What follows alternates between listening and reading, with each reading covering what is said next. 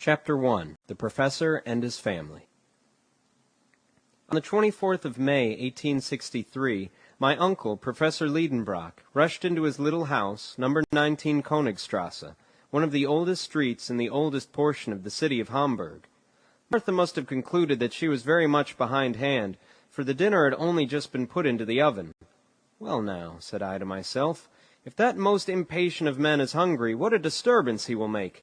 "Liedenbrock so soon!" cried poor Martha in great alarm, half opening the dining-room door. "Yes, Martha, but very likely the dinner is not half cooked, for it is not 2 yet. St. Michael's clock has only just struck 1:30. "Then why has the master come home so soon?" "Perhaps he will tell us that himself." "Here he is, Monsieur Axel. I will run and hide myself while you argue with him." And Martha retreated in safety into her own dominions. I was left alone. But how was it possible for a man of my undecided turn of mind to argue successfully with so irascible a person as the professor? With this persuasion I was hurrying away to my own little retreat upstairs, when the street door creaked upon its hinges. Heavy feet made the whole flight of stairs to shake, and the master of the house, passing rapidly through the dining-room, threw himself in haste into his own sanctum. But on his rapid way he had found time to fling his hazel stick into a corner, his rough broad-brim upon the table, and these few emphatic words at his nephew, "Axel, follow me!" I had scarcely had time to move when the professor was again shouting after me, "What, not come yet?" And I rushed into my redoubtable master's study. Otto Liedenbrock had no mischief in him, I willingly allow that. But unless he very considerably changes as he grows older, at the end he will be a most original character. He was a professor at the Johannum, and was delivering a series of lectures on mineralogy, in the course of every one of which he broke into a passion once or twice at least. Not at all that he was over-anxious about the improvement of his class, or about the degree of attention with which they listened to him, or the success which might eventually crown his labors. Such little matters of detail never troubled him much. His teaching was, as the German philosophy calls it, subjective. It was to benefit himself, not others. He was a learned egotist. He was a well of science, and the pulleys worked uneasily when you wanted to draw anything out of it. In a word, he was a learned miser. Germany has not a few professors of this sort. To his misfortune, my uncle was not gifted with the sufficiently rapid utterance, not, to be sure, when he was talking at home, but certainly in his public delivery. This is a want much to be deplored in a speaker. The fact is that during the course of his lectures at the Johannum, the professor often came to a complete standstill. He fought with willful words that refused to pass his struggling lips, such words as resist and distend the cheeks, and at last break out into the unasked-for shape of a round and most unscientific oath. Then his fury would gradually abate. Now, in mineralogy there are many half-Greek and half-Latin terms, very hard to articulate, and which would be most trying to a poet's measures. I don't wish to say a word against so respectable a science, far be that from me. True, in the august presence of rhombohedral crystals, retinasphaltic resins, gelanites, facaites, molybdenites, tungstates of manganese, and titanite of zirconium, why, the most facile of tongues may make a slip now and then. It therefore happened that this venial fault of my uncle's came to be pretty well understood in time, and an unfair advantage was taken of it. The students laid wait for him in dangerous places, and when he began to stumble, loud was the laughter, which is not in good taste, not even in Germans. And if there was always a full audience to honor the Liedenbrock courses, I should be sorry to conjecture how many came to make merry at my uncle's expense. Nevertheless, my good uncle was a man of deep learning, a fact I am most anxious to assert and reassert. Sometimes he might irretrievably injure a specimen by his too great ardor in handling it, but still he united the genius of a true geologist with the keen eye of the mineralogist. Armed with his hammer, his steel pointer, his magnetic needles, his blowpipe, and his bottle of nitric acid, he was a powerful man of science. He would refer any mineral to its proper place among the 600 elementary substances now enumerated, by its fracture, its appearance, its hardness, its fusibility, its sonorousness, its smell, and its taste. The name of Liedenbrock was honorably mentioned in colleges and learned societies. Humphrey Davy, Humboldt, Captain Sir John Franklin, General Sabine never failed to call upon him on their way through Hamburg. Becquerel, Ebelman, Brewster, Dumas, Milne Edwards, St. Clair de Ville frequently consulted him upon the most difficult problems in chemistry, a science which was indebted to him for considerable discoveries. For in 1853 there had appeared at Leipzig an imposing folio by Otto Liedenbrock entitled A Treatise Upon Transcendental Chemistry, with plates, a work, however, which failed to cover its expenses. To all these titles to honor, let me add that my uncle was the curator of the Museum of Mineralogy formed by M. Struve, the Russian ambassador, a most valuable collection, the fame of which is European. Such was the gentleman who addressed me in that impetuous manner. Fancy a tall, spare man, of an iron constitution, and with a fair complexion which took off a good 10 years from the 50 he must own to. His restless eyes were in incessant motion behind his full-size spectacles. His long, thin nose was like a knife-blade. Boys have been heard to remark that that organ was magnetized and attracted iron filings, but this was merely a mischievous report. It had no attraction except for snuff, which it seemed to draw to itself in great quantities. When I have added, to complete my portrait, that my uncle walked by mathematical strides of 1.5 yards, and that in walking he kept his fists firmly closed, a sure sign of an irritable temperament, I think I shall have said enough to disenchant anyone who should by mistake have coveted much of his company. He lived in his own little house in Königstrasse, a structure half brick and half wood, with a gable cut into steps. It looked upon one of those winding canals which intersect each other in the middle of the ancient quarter of Hamburg, and which the great fire of 1842 had fortunately spared. It is true that the old house stood slightly off the perpendicular, and bulged out a little towards the street. Its roof sloped a little to one side, like the cap over the left ear of a Tugendbund student. Its lines wanted accuracy, but, after all, it stood firm, thanks to an old elm which buttressed it in the front, and which often in spring sent its young sprays through the window panes. My uncle was tolerably well off for a German professor. The house was his own, and everything in it. The living contents were his goddaughter Grauben, a young Virlandaise of 17, Martha, and myself. As his nephew and an orphan, I became his laboratory assistant. I freely confess that I was exceedingly fond of geology and all its kindred sciences. The blood of a mineralogist was in my veins, and in the midst of my specimens I was always happy. In a word, a man might live happily enough in the little old house in the Königstrasse, in spite of the restless impatience of its master, for although he was a little too excitable, he was very fond of me. But the man had no notion how to wait. Nature herself was too slow for him. In April, after he had planted in the terracotta pots outside his window seedling plants of mignonette and convolvulus, he would go and give them a little pull by their leaves to make them grow faster. In dealing with such a strange individual, there was nothing for it but prompt obedience. I therefore rushed after him.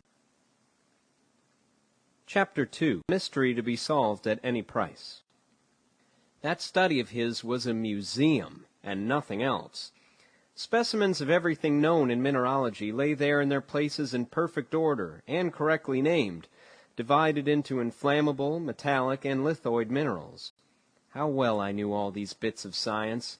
Many a time, instead of enjoying the company of lads of my own age, I had preferred dusting these graphites, anthracites, coals, lignites, and peats, and there were bitumens, resins, organic salts to be protected from the least grain of dust, and metals from iron to gold, metals whose current value altogether disappeared in the presence of the Republican equality of scientific specimens, and stones, too, enough to rebuild entirely the house in Königstrasse, even with a handsome additional room, which would have suited me admirably. But on entering this study now, I thought of none of these wonders. My uncle alone filled my thoughts. He had thrown himself into a velvet easy-chair, and was grasping between his hands a book over which he bent, pondering with intense admiration. "Here's a remarkable book! What a wonderful book!" he was exclaiming. These ejaculations brought to my mind the fact that my uncle was liable to occasional fits of bibliomania. But no old book had any value in his eyes unless it had the virtue of being nowhere else to be found, or at any rate, of being illegible. "Well now, don't you see it yet? Why, I have got a priceless treasure that I found this morning in rummaging in old Hevelius's shop, the Jew." "Magnificent," I replied, with a good imitation of enthusiasm. What was the good of all this fuss about an old quarto, bound in rough calf, a yellow faded volume, with a ragged seal depending from it? But for all that, there was no lull yet in the admiring exclamations of the professor. "See," he went on, both asking the questions and supplying the answers, "isn't it a beauty? Yes, splendid. Did you ever see such a binding? Doesn't the book open easily? Yes, it stops open anywhere. But does it shut equally well? Yes, for the binding and the leaves are flush, all in a straight line, and no gaps or openings anywhere. And look at its back, after 700 years. Why, Bozerian, Kloss, or Polgold might have been proud of such a binding." While rapidly making these comments, my uncle kept opening and shutting the old tome. I really could do no less than ask a question about its contents, although I did not feel the slightest interest. "And what is the title of this marvelous work?" I asked with an affected eagerness which he must have been very blind not to see through. "This work," replied my uncle, firing up with renewed enthusiasm, "this work is the Heimskringla of Snorre Turlson, the most famous Icelandic author of the 12th century. It is the chronicle of the Norwegian princes who ruled in Iceland." "Indeed," I cried, keeping up wonderfully. "Of course it is the German translation?" "What?" sharply replied the professor. "A translation? What should I do with a translation? This is the Icelandic original, in the magnificent idiomatic vernacular, which is both rich and simple, and admits of an infinite variety of grammatical combinations and verbal modifications." "Like German," I happily ventured. "Yes," replied my uncle, shrugging his shoulders. "But in addition to all this, the Icelandic has 3 numbers like the Greek, and irregular declensions of nouns proper like the Latin." "Ah," said I, a little moved out of my indifference. "And is the type good?" "Type?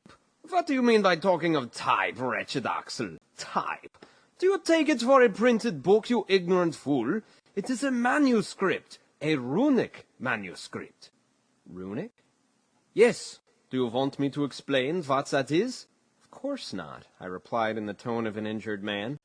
But my uncle persevered, and told me, against my will, of many things I cared nothing about.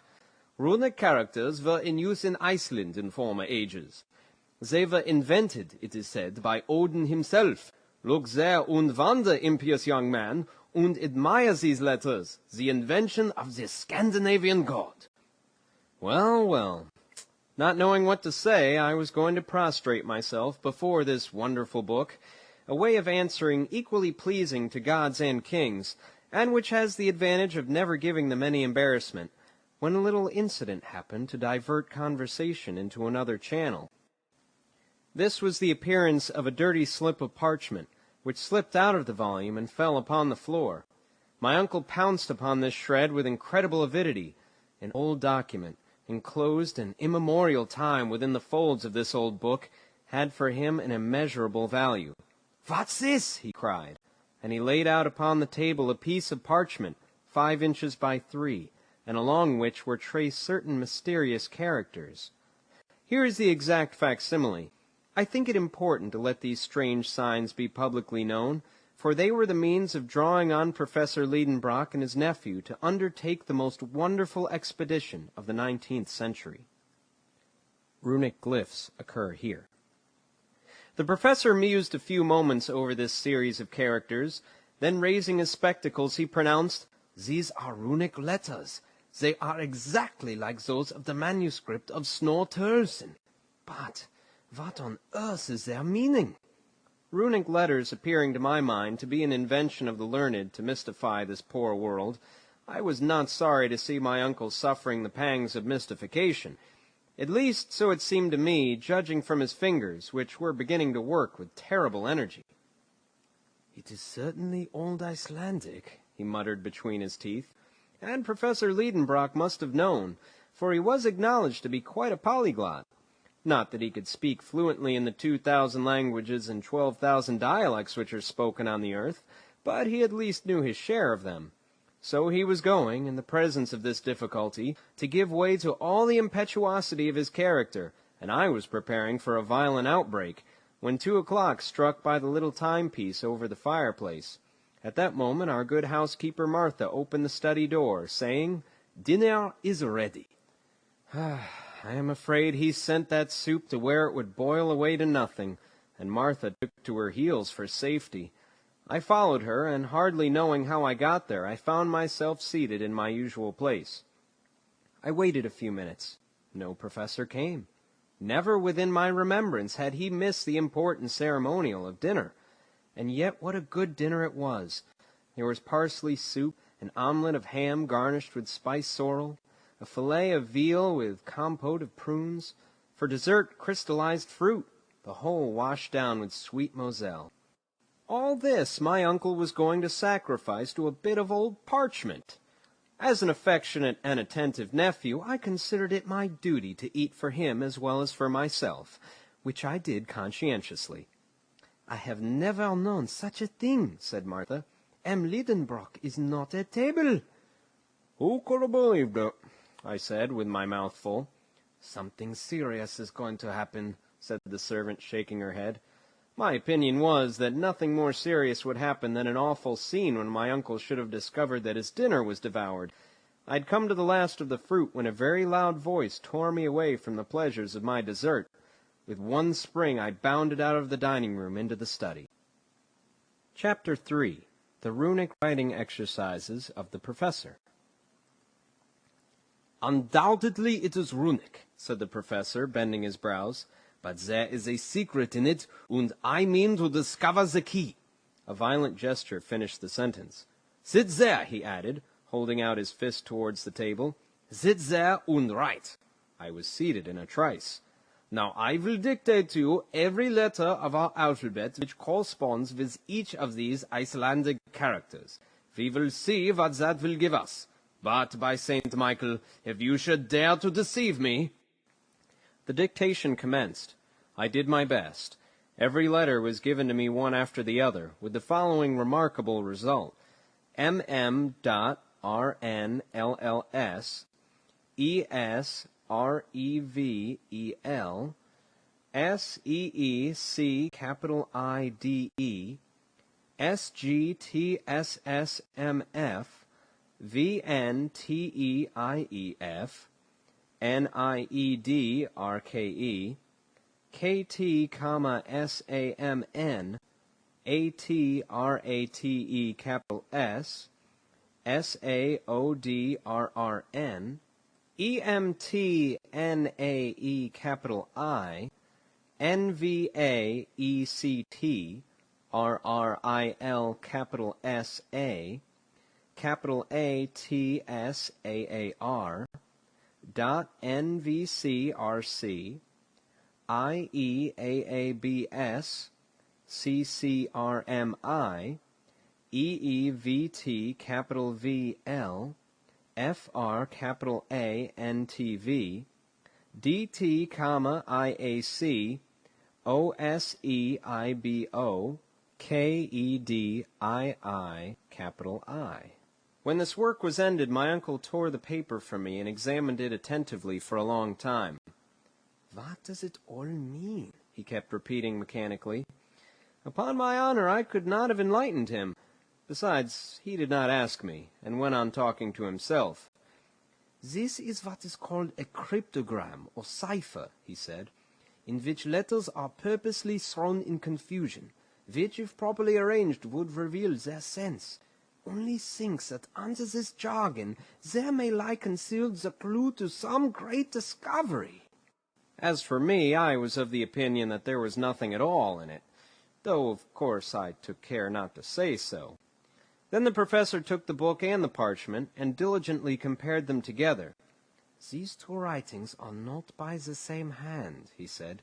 "The cipher is of later date than the book, an undoubted proof of which I see in a moment.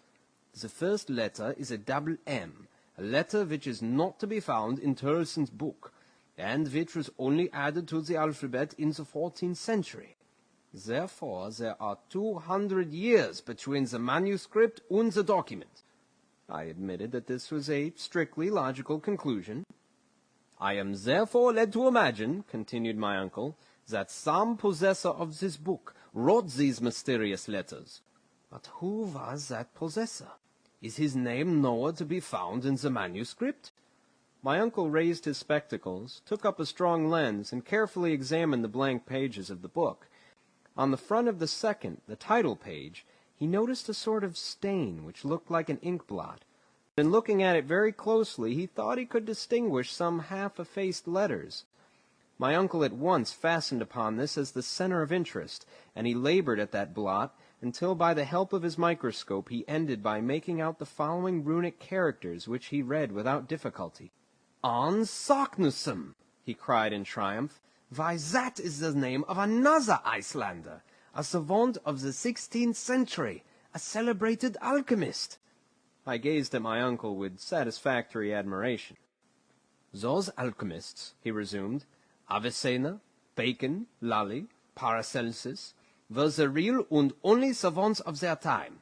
They made discoveries at which we are astonished. Has not this Saknussemm concealed under his cryptogram some surprising invention? It is so. It must be so." The professor's imagination took fire at this hypothesis. "No doubt," I ventured to reply. "But what interest would he have in thus hiding so marvelous a discovery?" Why? How can I tell? Did not Galileo do the same by Saturn? We shall see. I will get at the secret of this document, and I will neither sleep nor eat until I have found it out." My comment on this was a half-suppressed, "Oh." "Nor you either, Axel," he added. "The deuce," said I to myself. "Then it is lucky I have eaten 2 dinners today.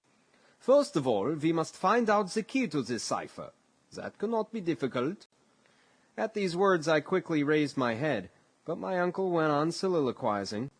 "There's nothing easier. In this document there are 132 letters, viz., 77 consonants and 55 vowels. This is the proportion found in southern languages, whilst northern tongues are much richer in consonants. Therefore, this is in a southern language." These were very fair conclusions, I thought. But what language is it? Here I looked for a display of learning, but I met instead with profound analysis. "This Saknussemm," he went on, "was a very well-informed man. Now, since he was not writing in his own mother tongue, he would naturally select that which was currently adopted by the choice spirits of the 16th century. I mean Latin. If I am mistaken, I can but try Spanish, French, Italian, Greek, or Hebrew. But the savants of the 16th century generally wrote in Latin. I am therefore entitled to pronounce this, a priori, to be Latin. It is Latin." "Yes, it is Latin," my uncle went on, "but it is Latin confused and in disorder, perturbata seu inordinata, as Euclid has it." "Very well," thought I. "If you can bring order out of that confusion, my dear uncle, you are a clever man." "Let us examine carefully," said he again, taking up the leaf upon which I had written. "Here is a series of 132 letters in apparent disorder. There are words consisting of consonants only, as NRRLLS, others, on the other hand, in which vowels predominate, as for instance the fifth, UNEEIEF, or the last but one, OSEIBO. Now, this arrangement has evidently not been premeditated. It has arisen mathematically in obedience to the unknown law which has ruled in the succession of these letters. It appears to me a certainty that the original sentence was written in a proper manner, and afterwards distorted by a law which we have yet to discover. Whoever possesses the key of this cipher will read it with fluency. What is that key? Axel, have you got it?" I answered not a word, and for a very good reason. My eyes had fallen upon a charming picture suspended against the wall, the portrait of Gräuben. My uncle's ward was at that time at Altona, staying with a relation, and in her absence I was very downhearted. For I may confess it to you now, the pretty Virlandaise and the professor's nephew loved each other with a patience and a calmness entirely German. We had become engaged unknown to my uncle, who was too much taken up with geology to be able to enter into such feelings as ours. Gräuben was a lovely blue-eyed blonde, rather given to gravity and seriousness, but that did not prevent her from loving me very sincerely. As for me, I adored her, if there is such a word in the German language. Thus it happened that the picture of my pretty Virlandaise threw me in a moment out of the world of realities into that of memory and fancy.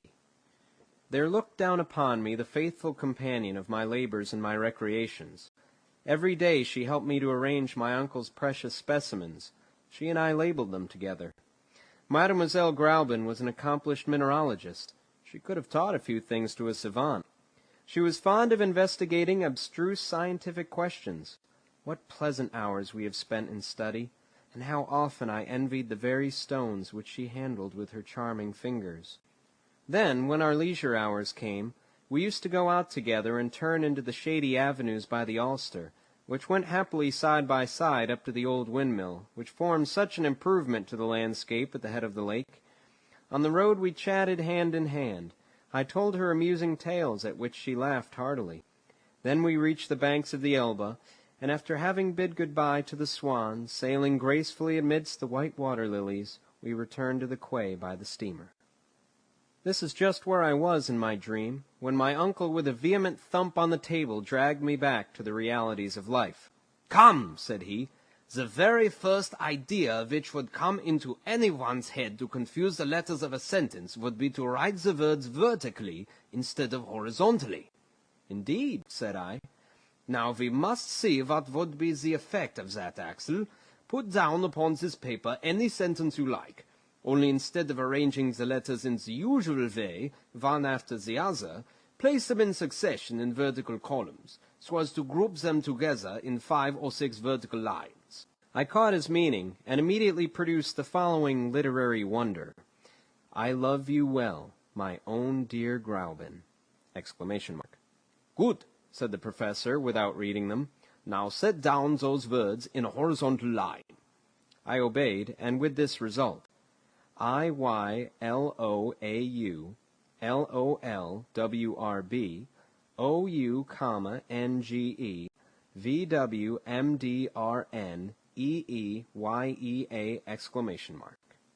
"Excellent," said my uncle, taking the paper hastily out of my hands.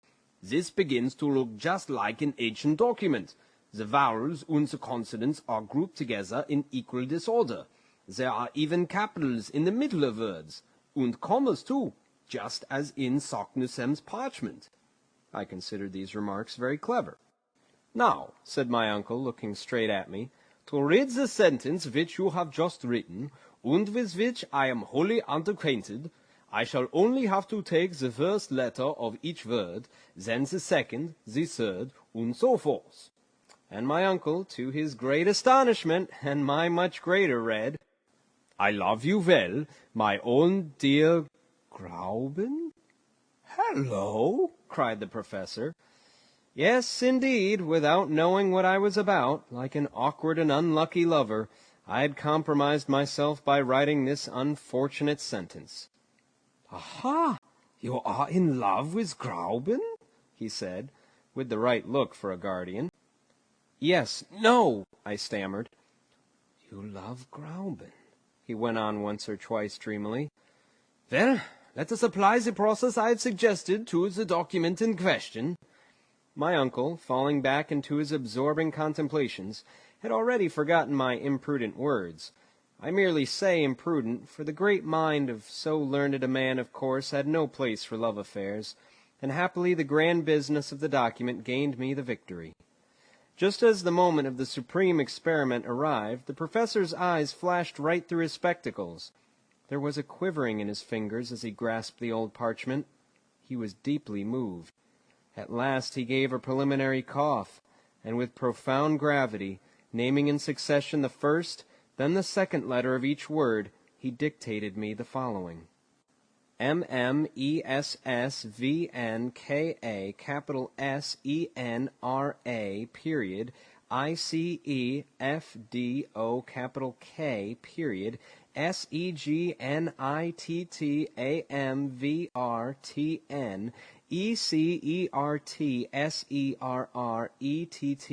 comma, ROTAISA, DVA, comma, EDNECSEDSADNE, LACARTNIII, LV, capital I, SIRATRAC, capital SARB, MVTABILEDMEK, MERETAR, CSILVOC, capital ISLEFFEN, capital SNI, period. I confess I felt considerably excited in coming to the end. These letters named one at a time had carried no sense to my mind. I therefore waited for the professor with great pomp to unfold the magnificent but hidden Latin of this mysterious phrase. But who could have foretold the result? A violent thump made the furniture rattle and spilt some ink, and my pen dropped from between my fingers. "That's not it!" cried my uncle. "There's no sense in it." Then darting out like a shot, bowling downstairs like an avalanche, he rushed into the Königstrasse and fled.